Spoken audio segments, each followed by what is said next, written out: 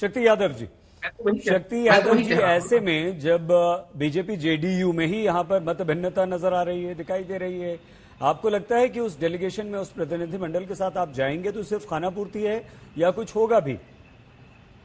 और शहीद अंसारी भाई, आपको दिली मुबारक, इसलिए कि एक मौजूद सवाल जो तैर रहा है देश के अंदर में, आवाम की जो चिंता है, इस देश में, इस मुल्क में एक बार हर हाल में जातिगत जनगणना हो, इस बाबत 2011 में ये रागे छेड़ी गई थी मजबूती के साथ पार्लियामेंट में। आपको याद होगा, आप जानते भी हैं, आदरणीय लालू प्रसाद। मिथिलेश जी बोल लेने दीजिए, मिथिलेश जी, शक्ति जी को बात पूरी कर लेने दीजिए। This is not fair, this is not fair. नहीं, ठीक है मिथिलेश जी, निवेदन आपसे, मिथिलेश जी निवेदन आपसे, एक एक रिएक्शन सबका हो जाए। अभी खान साहब भी हैं, अभी हमारे साथ संगीत जी भी हैं, हमारे साथ डॉक्टर आशुतोष भी हैं, तो एक एक रिएक्शन हो जाए, उसके बाद चर्चा के लिए खुला छोड़ेंगे। प्लीज बोलिए शक्ति जी, अपनी बात जल्दी से कर लीजिए। जी अंसारी भाई, स्पष्ट तौर पे वो जो छेड़े गए थे वो सवाल, वो कहीं न कहीं आवाम के बीच में एक सवाल खड़ा है और आज मौजूद हो गया है। और इसलिए मौजूद हो गया है इस राज्य देश के अंदर में कि जो हालात हैं बेरोजगारी के, जो हालात हैं लाचारी और बेबसी के, तो हम एक बार मिथिलेश जी, झा जी थोड़ा सा संयम, झा जी प्लीज थोड़ा सा संयम, बोल लेने दीजिए प्लीज। तो ये जो जातिगत जनगणना इस देश के अंदर में, जहां पर जातिवादी जो हालात है, वो मेरे समझ से इन चीजों की दूर करने में सहायक होगा। हम जान पाएंगे कि 51% दिहाड़ी मजदूर किस वर्ग और किस जाति के हैं, कौन लोग हैं जो एक कमरे में रहने पर विवश हैं, कौन लोग हैं जो भीख मांग के खाते हैं, लगभग 6 लाख परिवार।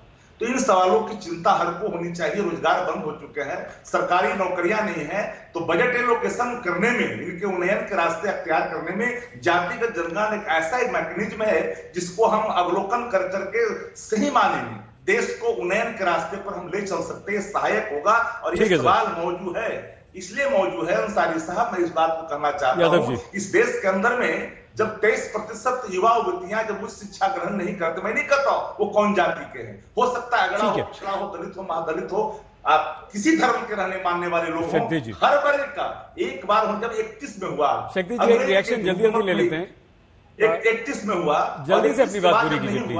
तो आप जब पशु पक्षियों का आप जब कर लिया, तो मानव को करने में कौन सी आपत्ति है? ठीक है, संसद में ठीक है, आपका बिल्कुल स्टैंड क्लियर है यहाँ पर। डॉक्टर आशुतोष वर्मा जी, डॉक्टर वर्मा, बस यादव जी समय कम है सर, समझ नहीं रहे हैं आप। झा जी आपसे एक बार फिर से निवेदन है, झा जी बीच में मत बोलिए प्लीज। ठीक है, बोलिए 10 सेकेंड्स बोलिए। 10 सेकेंड। देश के लोकसभा के अंदर में जाति गिनाते हैं मंत्रिमंडल का, तो वसुधैव कुटुंबकम का जो हमारा वो नहीं जब छिन्न होता है तो जाति गिनने में नहीं हो सकता। जाति गिनने से जातिवाद खत्म हो गए। ठीक है, सिर्फ और ठीक है, बढ़िया यादव साहब, शक्ति यादव जी, डॉक्टर वर्मा, डॉक्टर आशुतोष, बस सर बस प्लीज बंद कर दीजिए आवाज झा जी की, जरा झा जी की आवाज बंद कर दीजिए। डॉक्टर वर्मा, जब सुप्रीम कोर्ट साफ तौर पर यह कह चुका है कि 50% से ज्यादा रिजर्वेशन नहीं हो सकता और अभी ही 49.5 हो चुका है, ऐसे में मान लीजिए कि अगर जातीय जनगणना में अगर रिजर्वेशन में आने वाली जातियों की जनता की संख्या क्रॉस कर गई और वो 50% के ऊपर बढ़ गई, 10 करोड़ से ज्यादा हो गई, तो क्या करेंगे सर? ये फिजूल नहीं हो जाएगी ये जनगणना? और एक बार आपका स्टैंड हम जानते हैं, लेकिन फिर भी आधिकारिक तौर पर अभी बताइए क्या है आपका स्टैंड? देखिए सही जी, पहले जो हम लोग को इस बात को समझना चाहिए, और जो भी लोग यहाँ पर माननीय विधायक जी और बहुत बड़े बड़े प्रवक्ता बात कर रहे हैं, मिथिलेश झा जी एंड अभिषेक झा जी, उनसे ये बताना पड़ेगा कि आरक्षण गरीबी उन्मूलन प्रोग्राम नहीं है। आरक्षण प्रतिनिधि का आधार है या सामाजिक और शैक्षणिक समानता का आधार का विषय है। इसलिए आरक्षण को आप आर्थिक तौर पे इस तरीके से नहीं ला सकते, उसकी आप पहले मूलभूत ढांचे को समझिए।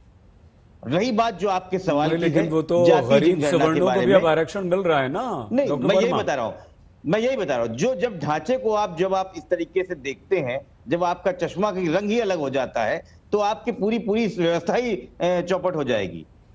आज जब सुप्रीम कोर्ट ने कहा है कि 50% के ऊपर नहीं आएगा, जिसका आप उल्लेख कर रहे थे इंदिरा साहनी वाले पे, लेकिन 10% हमने आर्थिक आधार पर आरक्षण दिया है। और कई राज्यों ने नवी सूची में डाल के इस आरक्षण की कैपिंग को बढ़ाया है। अगर हम किसी देश के बहुत बड़े हिस्से को हम उनको लाभ देना चाहते हैं बिना उनकी गिनती किए, हम कैसे लाभ देंगे और कौन सी योजनाओं में कौन सा बजट देंगे? और एक बहुत मूलभूत सवाल है, ये वो कौन लोग हैं? आप चिन्हित कर लीजिए जो जाति जनगणना से डर रहे हैं।